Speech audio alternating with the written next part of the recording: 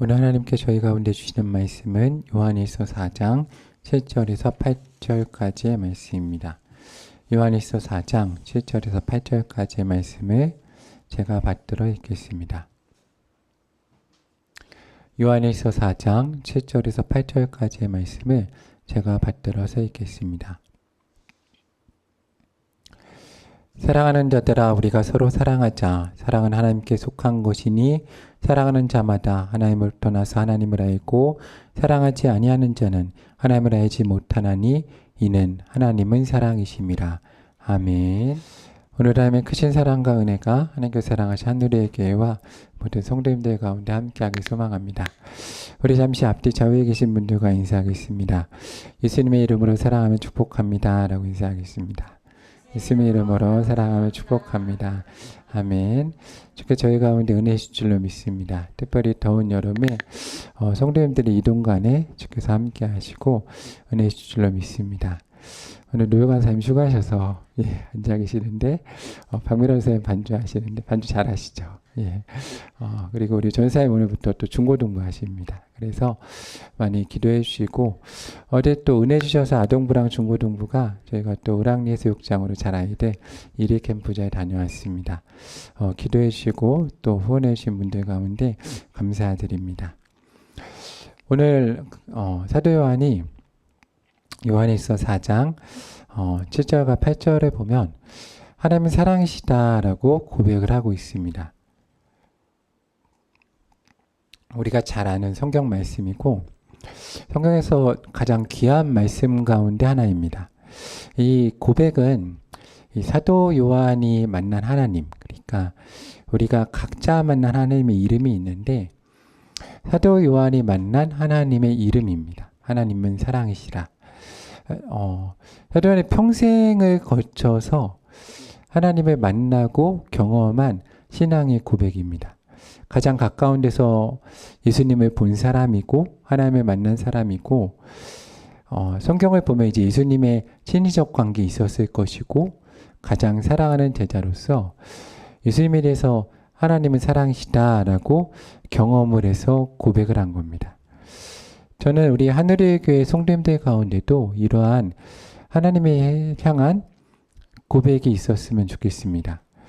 제가 예전에 한번 말씀드린 것처럼 제가 첫 번째 설교를 한 게 20살에서 21살 초반입니다. 되게 어릴 때 설교를 시작을 했는데 군대에 가서 갑자기 군종이 돼가지고 군대가 저희가 대대연단 400명 규모 대대에서 저희 교회가 한 100명에서 200명이 왔다 갔다 하는 교회 대대급에 원래 교회가 없는데 교회가 있어서 제가 신학생 출신이어서 군종만 하게 됐습니다. 그래서 첫 설교를 군대에서 하게 됐는데 저는 제가 설교를 잘할 줄 알았습니다. 왜냐하면 어릴 때부터 목회자 꿈을 꿔서 설교를 잘할 줄 알았는데 군대다 보니까 자료가 하나도 없습니다. 책이 아무것도 없고 성경책만 있습니다. 성경책만 보면 준비해야 되고 인터넷도 안 되고 그래서 잘할 줄 알았는데 정말 못했고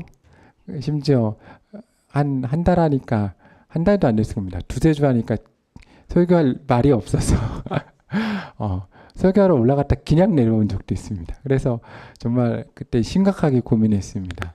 목회 접어야겠다. 왜냐하면 설교 못하는 목회자가 무슨 목회라냐라고 생각하면서 하나님 내가 목회자는 아닌가 봅니다 라고 생각하면서 근데 하나님께 기도를 한번 하자. 그래서 원래 군대에서 굶으면 안 되는데 이제 군종이란 특권으로 하루 종일 교회에 있으니까 누가 저를 밥 먹는지 체크를 안 하거든요. 그래서 일주일을 군대에서 금식을 했습니다. 군대 금식이 좀 어렵습니다. 왜냐하면 훈련도 다 받았거든요.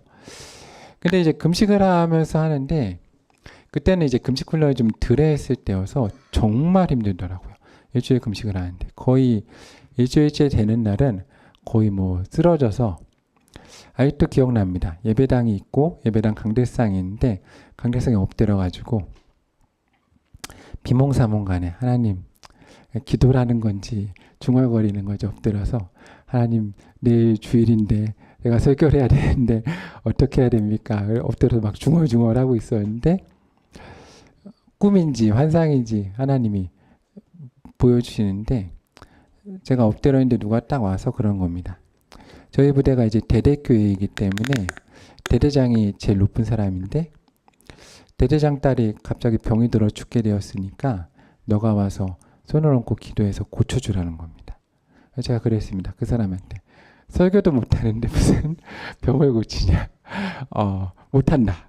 난 못한다 그랬습니다. 그때 그 사람이 저에게 왜 못하냐 그런 겁니다. 그래서 제가 못한다 그랬습니다. 그래서 그분이 저에게 그럼 어떻게 하면 할 수 있겠냐라고 물어보는 겁니다. 그래서 제가 그 생각을 한 번도 해본 적이 없는데 그때 갑자기 이랬습니다.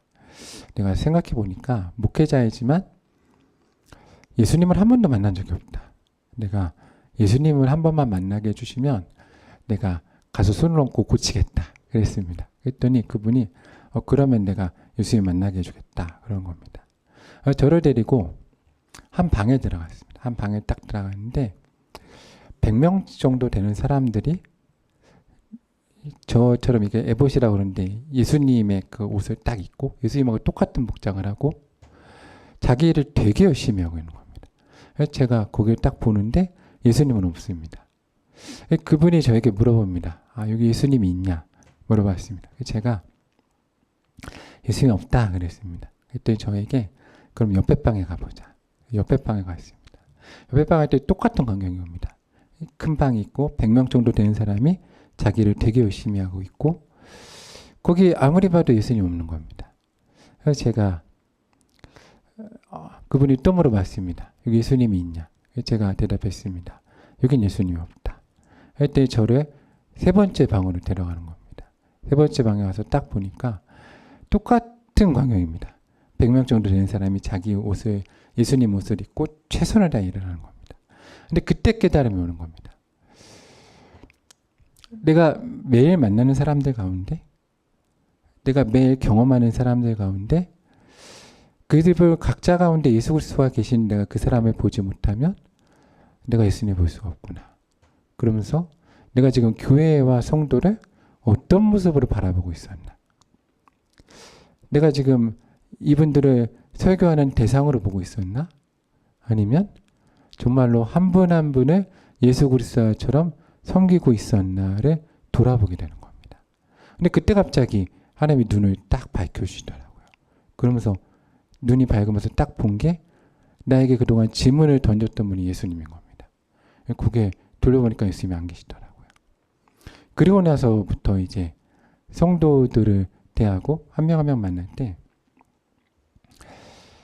사람을 보지 않고 예수 그리스도를 볼 수 있도록 그 가운데서 나에게 건네시는 음성을 들을 수 있도록 그때부터는 이제 설교 준비를 하는 게 매일 매 순간이 됐습니다. 왜냐하면 하나님이 어떤 만남을 통해서도 누굴 통해서도 머릿속에서 그 장면이 떠나지 않는 겁니다. 내 앞에 앉아 계시는 분이 예수 그리스도일 수 있다. 내가 어떤 모습으로 예수님을 보고 있는가? 어떤 모습으로 예수님을 만나고 있는가? 저는 우리 하늘의 교회 성도들이 이 여름 기간에 참 많이 이동하고 또 모임도 많고 가족 간의 만남도 있지 않습니까? 우리가 누굴 만나든지 우리의 자녀나 배우자나 부모, 형제, 이웃을 만나든지 그 사람을 보는 것이 아니라 그 사람을 통해서 건네시는 주 예수 그리스도의 음성을 들을 수 있는 성도가 되기 원합니다. 하나님 우리 가운데 눈과 귀를 주셔서 매일같이 우리가 다른 것을 보는 것이 아니라 하나님 은혜를 주셔서 우리가 정말로 죄의 은혜로 죄로부터 자유함을 얻고 내 욕심으로부터 자유함을 얻어서 하나님의 은혜 가운데 사람을 볼 때 내 욕심에 비춰서 보지 말고 주님 주신 눈으로 예수 그리스도의 형상을 볼 수 있는 성도가 되었으면 좋겠습니다. 그래야 우리가 삶 가운데 하나님에 대한 고백이 나옵니다. 오늘 사도 요한은 그렇게 삶 속에서 주님을 만난 사람입니다. 그러니까 우리가 지금 생각하는 것과는 다르게 사도 요한이 예수님을 만난 건 우리가 일상생 가운데 걸어가는 인간으로 오신 예수 그리스도를 만난 겁니다. 그분을 만남과 동행하면서 아, 이분은 메시아시구나. 이분은 하나님이시구나를 그 삶 가운데 경험한 겁니다.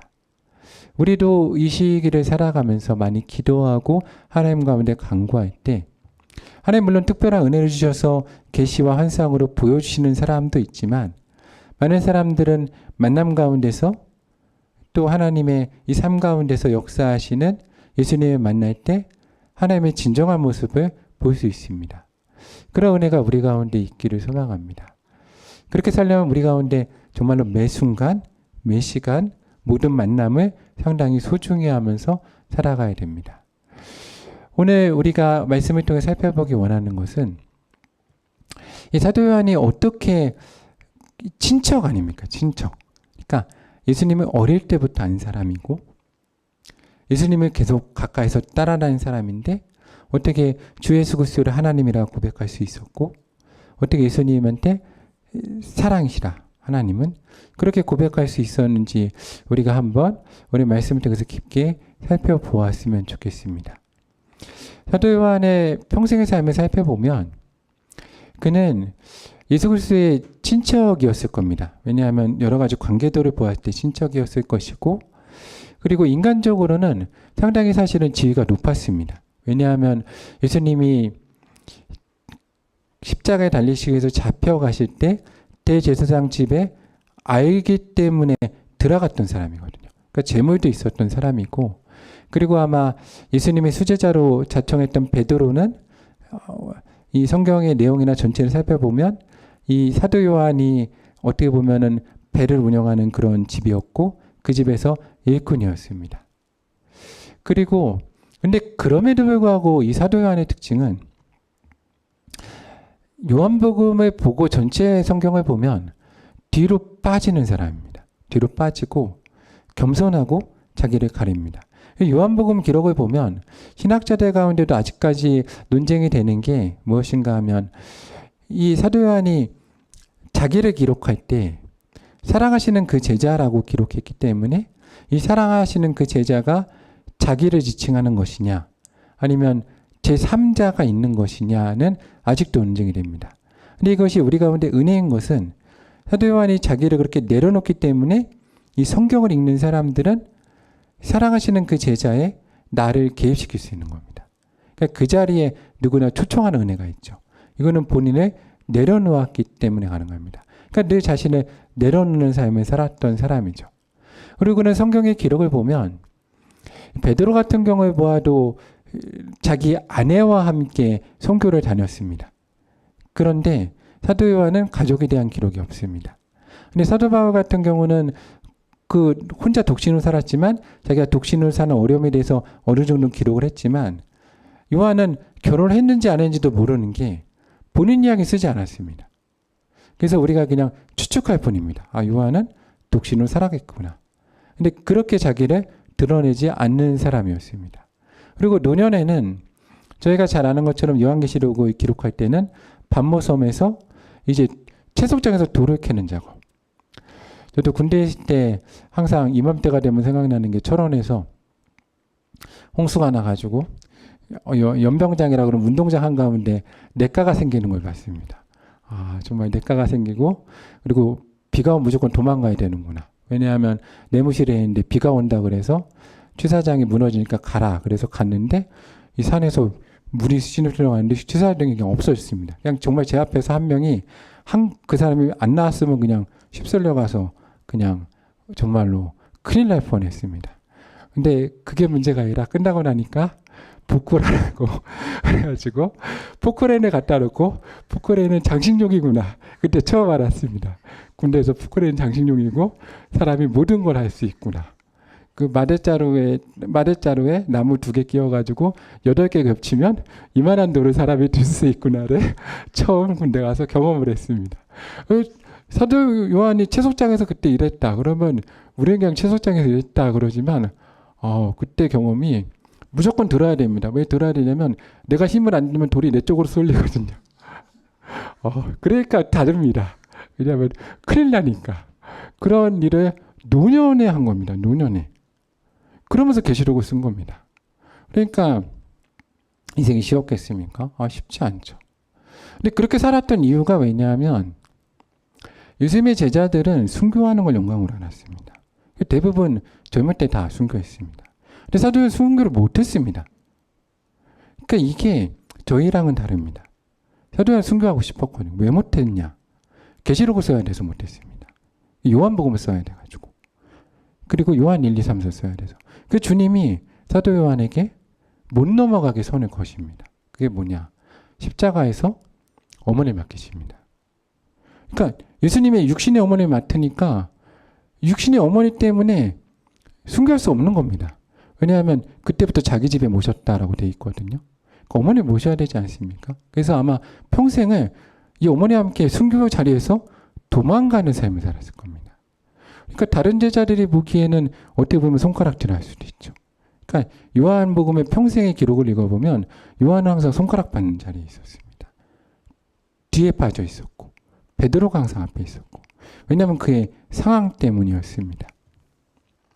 그리고 모든 사람의 순교를 지켜본 거죠. 그게 더 힘든 겁니다. 근데 그런 삶을 살았지만 오늘 고백하는 것이 하나님의 사랑이시다라는 고백입니다. 그러니까 저는 우리 한국교회 성도들이 그런 신앙의 고백을 할 수 있는 성도가 되기를 소망합니다. 근데 이런 신앙 고백을 어떻게 할 수 있냐? 경험입니다. 삶을 통해서 만나야죠. 그러니까 오늘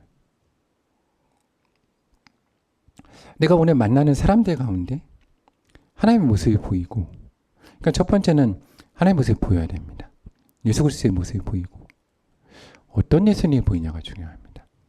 성경에 예수님이 이제 교회를 세우기 위해서 두 기둥을 세우십니다. 제자의 두 기둥. 이 두 기둥이 되게 중요합니다. 어느 사람이 더 좋고 어느 사람이 더 나쁘다는 없습니다. 두 명의 기둥을 세우시는데 바로 베드로와 요한입니다. 베드로와 요한을 통해서 이제 교회가 서갑니다. 이 베드로를 통해서 교회가 서가고 요한을 통해서 교회가 서가는데 두 명의 부르심부터 보면 이 부르심이 성경에는 두 장면이 나옵니다. 그런데 이 장면을 잘못 읽으면 성경에 왜 이렇게 기록되어 있지라고 생각할 수 있지만 시간 순서로 곰곰이 생각해 보면 맞습니다. 그래서 누가복음과 요한복음의 부르심을 비교해 봐야 되는데 아마 시간 순서상의 부르심의 첫 번째는 요한복음일 겁니다. 왜냐하면 요한복음 1장 35절에 보면 이때 예수님이 제자를 부르실 때는 예수님이 세례 요한의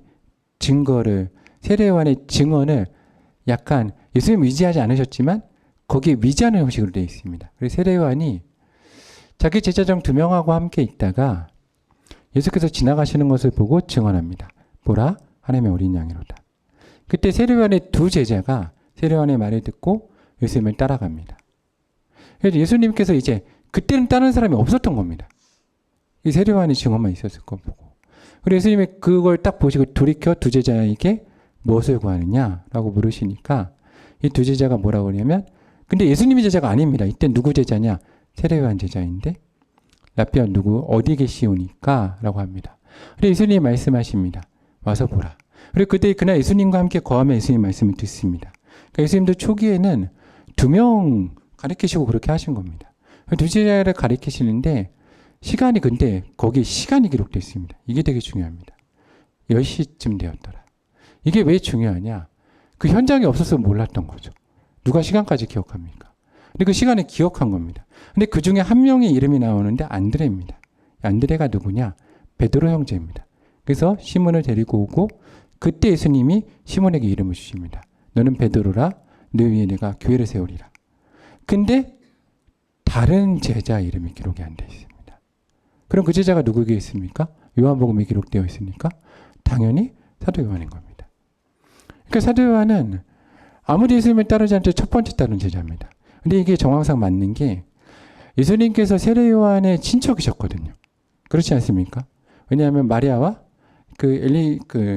사가랴가 친척이었기 때문에 그러므로 이 요한이 친척이란 말이 맞습니다. 그러니까 첫 번째 제자인 것도 맞고 그러다가 옮겨간 겁니다. 그런데 누가복음 5장을 보면 또 부르십니다. 그러니까 이 내용이 약간 다른데 누가복음 5장을 어떻게 부르시냐면 5장 1절에 보면 이때는 무리가 몰려와서 예수님을 따릅니다.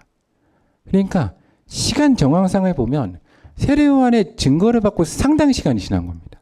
그래서 이미 3년 공생을 하셨는데 처음에는 제자들만 데리고 다니시다가 근데 아마 이 제자들이 따라다니다가 예수님이 기적도 안 베푸시고 이적도 안 베푸시고 그냥 막 금식하러 40일 갔다 오시고 막 그러시니까 아마 잠깐 떠났는지 아무튼 없는 겁니다.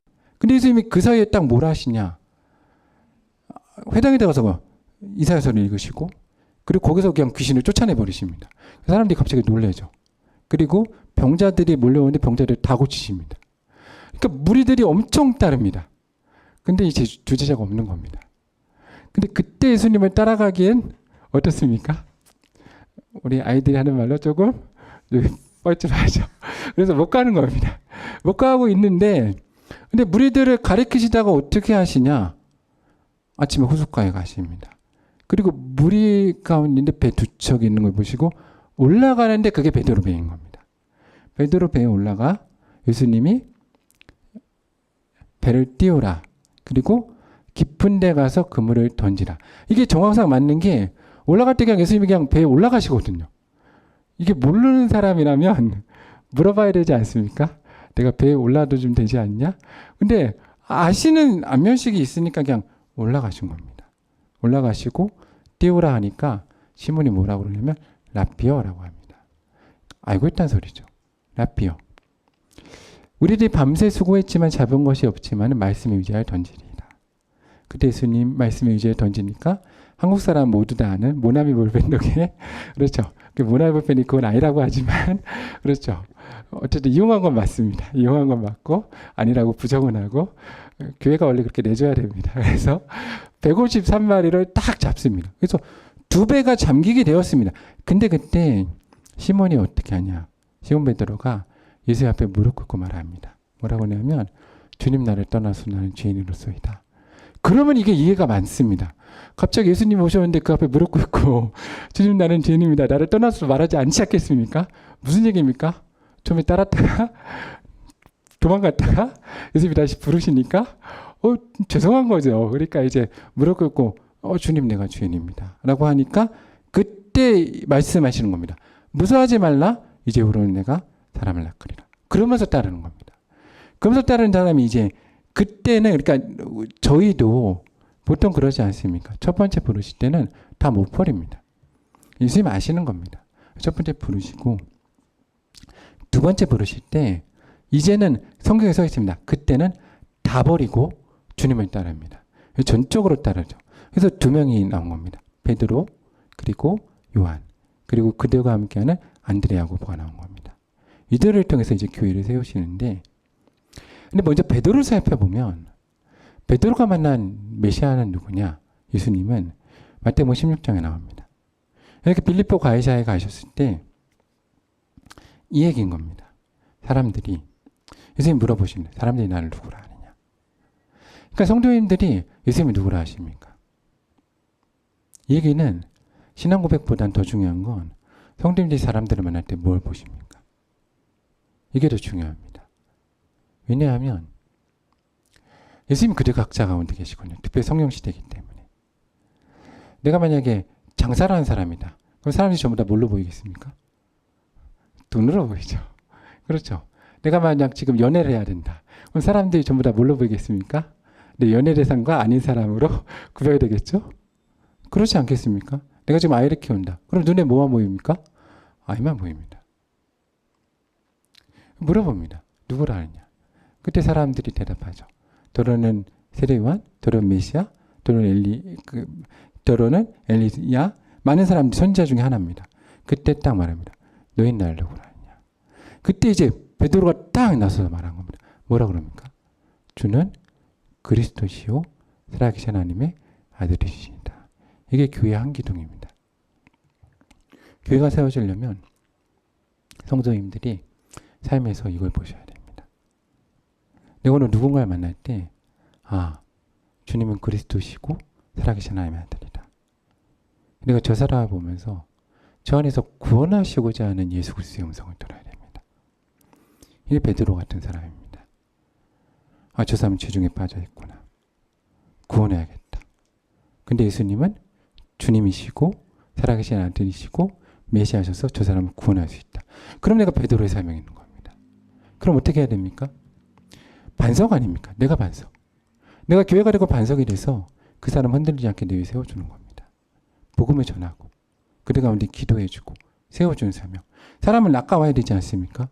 사람을 낚아오고 전도하는 사명이 그들 가운데 있는 겁니다.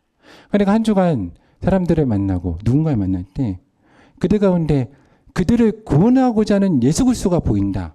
그럼 내가 베드로와 같은 사명을 가지고 하나의 복음을 전해야 되는 겁니다. 근데 어쨌든 중요한 건 예수님이 보여야 됩니다.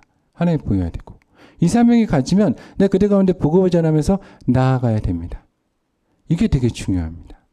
베드로는 이 사명을 감당해 갑니다. 근데 어려운 게 무엇이냐? 양면성이 있다는 겁니다. 양면성이 있는데 그렇기 때문에 내가 늘 앞서갑니다. 왜냐하면 복음은 열심을 내야 되지 않습니까? 앞서갑니다. 근데 이게 때로는 주님의 열정을 앞서간다는 거죠.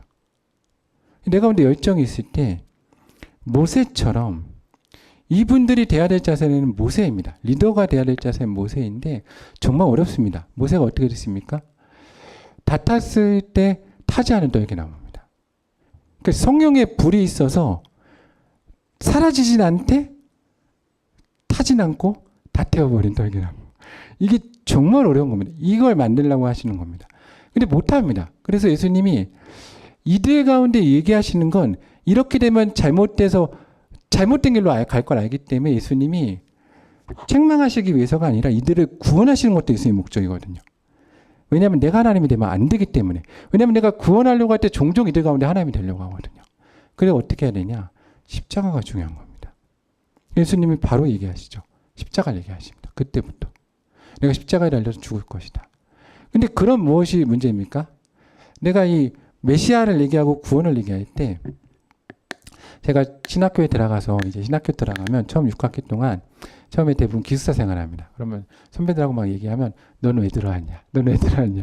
밤새 물어보고 이제 얘기합니다. 그러면 밤새 치킨 한 마리 사놓고 이렇게 막 얘기하고 그걸 이제 밤새 하는데 그럼 얘기 다 들어보면 다 이 열정이 있습니다. 목회자는 이 열정이 있어야죠. 그렇죠. 근데 여기에 조미료 조금 첨가합니다. 뭘 첨가합니까? 근데 나는 어떤 사람 되고 싶다? 조금만 하나님이 축복해 주셔서 조금 유명한 사람, 그렇죠. 좀 괜찮은 사람이 되고 싶다를 얘기하는 겁니다. 근데 주님이 거기다 대고 바로 십자가 가지고 나를 따르라 그러니까 어려운 겁니다. 그래서 뭐라 그럽니까? 주님 절대 안 됩니다 그러죠. 절대 안 됩니다라고 할 때 주님 뭐라고 하십니까? 이 말이 되게 중요합니다. 사탄아 물러가라. 그러니까 예수님 베드로를 저주하신 게 아닙니다. 이 말을 되게 잘 이해해야 되는데 저도 목회 사역을 하다 보면 여름설에 같은 데 가면 가끔 이렇게 여름설에뿐만 아니라 평소에도 귀신 들린 아이들이 있습니다. 근데 귀신 들린 아이들은 나사렛 예수 그리스도로 명하면 제압하고 쫓아낼 수 있습니다. 근데 사탄은 다른 얘기입니다. 사탄은 예수님을 대면하여 섭니다. 욥기를 보면 그러지 않습니까? 하나님에 의해 사탄이 들어가서 대면합니다. 예수님이 40일 금식하셨을 때 대면하여 시험하는 자로 나옵니다. 이 마음속에 사탄이 움직이거든요. 그러니까 우리가 예수님을 잘 믿으면 자유하다. 아닙니다. 사탄이 지문하는 겁니다. 근데 이거는 예수 그리스도의 이름으로 쫓아내는 게 아닙니다. 이겨내야 되는 겁니다. 질문에 삶을 통해서. 그래서 어렵습니다. 베드로가 평생을 질문을 받은 거죠. 너를 부인할 수 있냐? 너를 죽일 수 있냐? 근데 안 되는 겁니다. 안 되니까 계속해서 어떻게 합니까? 계속해서 나서죠. 예수님 평생을 통해서 이거를 치시는 겁니다. 이런 사명에서는 하나님 평생 치십니다. 왜냐하면 그래야 쓸 수 있으니까. 베드로가 계속해서 실수하지 않습니까? 그래서 베드로가 어떻게 합니까? 최후의 만찬 이후에 예수님이 제자들 모아놓고 오늘 밤에 너희가 나를 다 떠나갈 거다. 왜냐하면 버리리라. 기록된 바 목자를 치리니 양떼가 흩어지려 하였니라. 그러나 내가 살아난 후에 너희보다 먼저 가리라.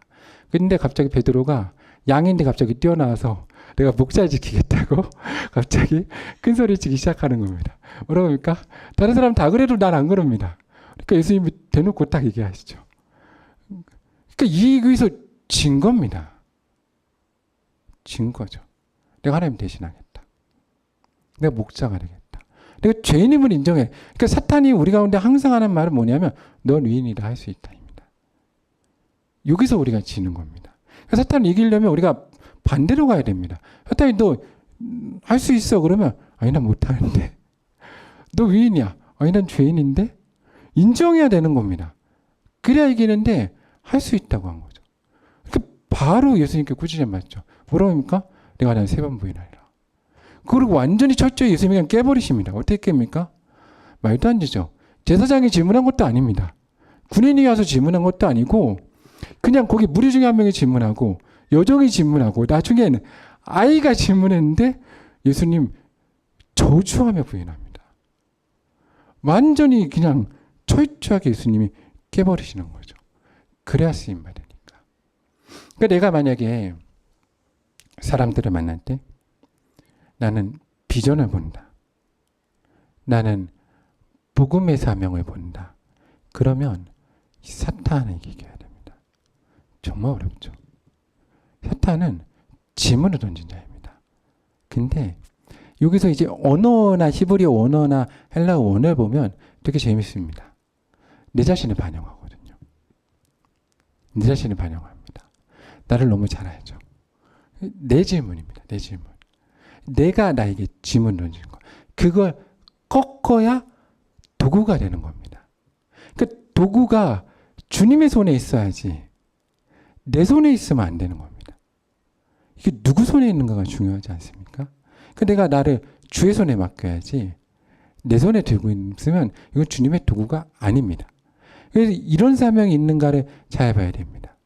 그래서 마지막에 이제 예수님 베드로를 회복시켜 주지 않습니까? 정말로 가서 내가 나를 사랑하냐 3번을 물으시고 그때 베드로에게 주시는 말씀이 되게 중요합니다. 뭐라고 하십니까? 네가 젊어선 원하는 대로 다녔지만 늙어서 어떻게 합니까? 남이 내게 띠띠우고 원하지 않는 곳으로 끌고 가리라 라고 하십니다. 그러니까 내가 사람들을 만날 때 사람들의 비전이 보인다. 그리고 사람들을 세울 게 보인다. 그리고 사람들 가운데 복음을 전할 사명이 있다. 그러면 내가 끌고 가면 안 됩니다. 이분들은 누가 띠띠우게 해야 됩니까? 남이 띠띠우게. 바울처럼 내가 선교 가려다가 갑자기 마게도냐에서 오라 그러면 어떻게 해야 됩니까? 그거 그냥 꺾고 마게도냐 가야 되는 겁니다. 그래야 이 사명을 감당할 수 있는 겁니다. 그러지 않으면 내 마음대로 다니기 시작을 합니다. 그러면 이제 어려움을 겪죠. 근데 이런 사명이 있는 분들은 교회를 세우는 겁니다. 하나님이 그 반석에 교회를 세우십니다. 정말 중요한 사명이죠. 이게 교회의 한 기둥인 겁니다. 근데 이건 교회 기둥일 뿐만 아니라 모든 사람 마음 가운데 있어야 될 한 기둥입니다. 주님의 복음을 전하고 하나님의 나라를 세우고 교회를 세우는 사명. 그럼 다른 기둥은 무엇입니까? 이와 같은 사명입니다. 하나님의 사랑이시라는 거죠. 그러니까 내가 만나는 사람을 통해서 관계성이 보여야 됩니다. 사랑이 보여야 되고 섬김이 보여야 됩니다. 함께함이 보여야 됩니다. 요한의 특징이죠. 요한복음의 가장 큰 특징은 뭐냐? 타고문서에 기록되지 않은 게 많이 기록됐다는 겁니다. 그럼 이 얘기 뭡니까? 요한은 예수님을 떠나지 않았습니다. 예수님 늘 함께 있었습니다. 관계성이 보이는 거죠. 이 사람을 만날 때, 저 사람을 모일 때 어떤 관계에 있구나. 예수님이 어떤 마음을 계시구나. 그래서 이 요한복음에 보면 첫 번째 기록이 뭐냐면 가나의 혼인잔치입니다. 근데 이게 타복음서에 기록되어 있지 않습니다. 그것은 두 가지를 의미하는데 첫 번째는 요한이 그 자리에 있었다는 거고 제자도 없었을 수도 있다는 거고 그리고 기적을 너무 많이 행하셨기 때문에 이걸 요한이 중요하게 봤다는 겁니다. 그 첫 번째 배치한 이유가 있습니다. 요한이. 왜냐? 요한은 관계성이 중요하거든요. 그 요한이 이 가나의 혼인잔치의 첫 번째 이유는 주석책을 다 살펴보면 상징성입니다. 뭐냐? 예수님이 신랑으로서 이 땅에 오셔서 교회와 모든 성도를 신부로서 초청을 하십니다. 잔치의 주인공이 되시죠. 그러니까 요한복음에 있어서 요한에게 있어서 예수님은 신랑으로 오신 예수 그리스도이십니다. 그래서 그에게 있어서 첫 번째 이적은 가나의 혼인잔치가 되어야 됩니다. 그리고 그 마무리가 뭡니까? 요한계시록에 있어서 천국의 혼인잔치로 끝나는 겁니다. 그러니까 앞뒤를 혼인잔치를 세워버리는 겁니다. 그 사이에 다 넣어버리는 거죠. 그러니까 요한에게 있어서는 관계성입니다.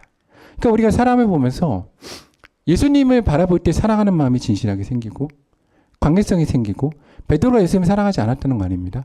사랑했는데 관계성 가운데 함께하는 게 중요한 사람들이 있습니다. 이들은 요한처럼 하나님이 사랑으로 보이는 사람이죠. 그래서 이들은 이 요한복음을 보면 니고데모와 예수님이 밤새 대화하실 때 요한복음에만 기록되어 있습니다. 왜 기록됐겠습니까? 그 자리에 요한이 있었다는 겁니다. 밤새 예수님이 얘기하시는데 어떻게 했다는 겁니까? 거기 앉아서 듣고 있었다는 겁니다. 그리고 그 세세한 내용을 다 기억했다는 겁니다. 그래서 우리가 성경에서 가장 중요한 성경 구절로 뽑는 요한복음 3장 16절 하나님이 세상을 이처럼 사랑하사 독생자를 주셨으니 이는 그를 믿는 자마다 멸망하지 않고 영생을 얻게 하라 하심이라. 이게 그렇게 중요한데 왜 요한복음에 기록됐겠습니까? 요한이 그걸 중요하게 봐서입니다. 기억했다는 거죠. 하나님 사랑이시라. 그러니까 요한은 여기에 정말 열려있는 사람입니다. 그러니까 우리가 누군가를 딱 볼 때 아, 저 사람 하나님 진짜 사랑하시는구나. 그리고 하나님은 저 사람 사랑하시는구나. 그리고 저 사람은 하나님을 진짜 사랑할 수 있는 사람이구나.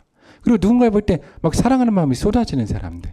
그런 사람을 교회에서는 또 하나의 기둥으로 사랑을 실천할 수 있는 사람인 겁니다. 사마리아 동네에 들어가면 요한복음 4장 보면 그렇죠. 이 사마리아 동네에 들어가서 예수님과 사마리아 여인의 대화가 다 기록되어 있습니다. 근데 성경을 보면 재밌는 게 성경 앞에 뭐라고 써 있냐면 요한복음 4장 시작에 사마리아에 들어갈 때 제자들이 없었습니다. 왜 없었습니까? 먹을 게 떨어져서 떡 사러 갔습니다. 근데 왜 기록되어 있겠습니까? 요한은 떡 사러 안 간 겁니다. 왜 안 갔겠습니까? 뭐가 더 중요하니까? 주님 말씀 듣는 게 더 중요하니까. 근데 그게 쉬웠겠습니까? 어렵죠. 눈치 보이지 않습니까? 마리아가 예수님 발 앞에 앉아서 음성 듣고 있을 때 마르다가 와서 뭐라고 그럽니까? 아, 주님, 왜 이 마리아 일 안 하게 여기 앉혀두십니까? 일하게 하십시오라고 뭐라고 했는데 주님이 뭐라고 그러십니까? 더 좋은 편을 택했으니까 여기 있어라. 근데 그렇다고 눈치가 사라집니까? 아닙니다. 요한의 사명은 그걸 감당하는 겁니다. 사람들이 뭐라고 그래도 일보다는 예배, 하나님의 음성 듣는 걸 감당하는 겁니다. 그러니까 내가 베드로처럼 막 사역적인 기쁨이 있는 사람이 있습니다. 일을 하다 보면 막 사역적인 기쁨이 있는 사람은 그걸 해야 됩니다. 근데 그들이 해야 되는 건 뭡니까? 내가 하지 말고 자기 부정입니다. 자기 부정.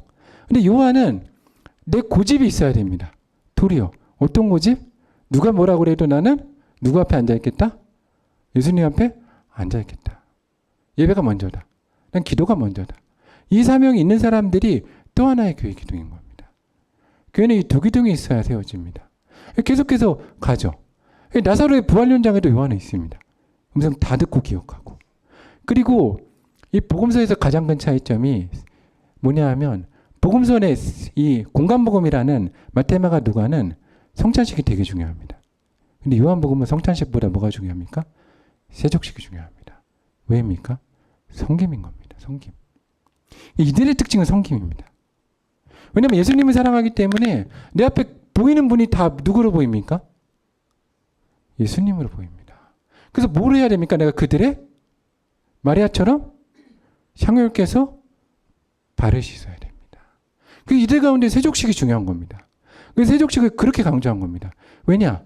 섬기는 자리에 있으니까. 사랑하면 섬기는 겁니다. 이 섬기면 되는 사람입니다. 그래서 우리가 왜 이분이 못 섬기지? 안 돼서 못 섬깁니다. 섬기면 됩니다. 근데 이들이 감당할 건 뭡니까?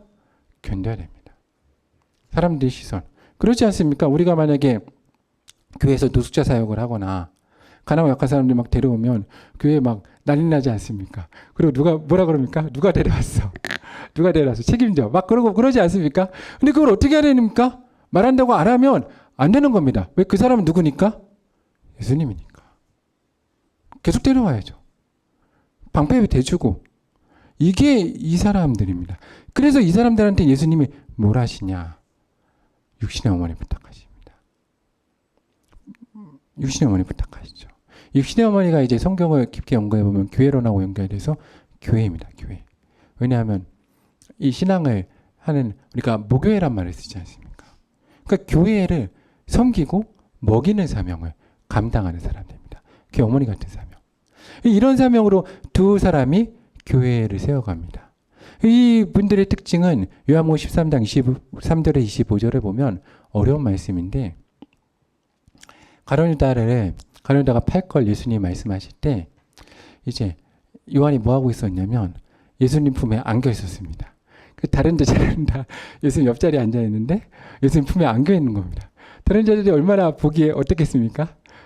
좀 나눠서 얘기하면 꼴이 좀 보기 안 좋았을 겁니다.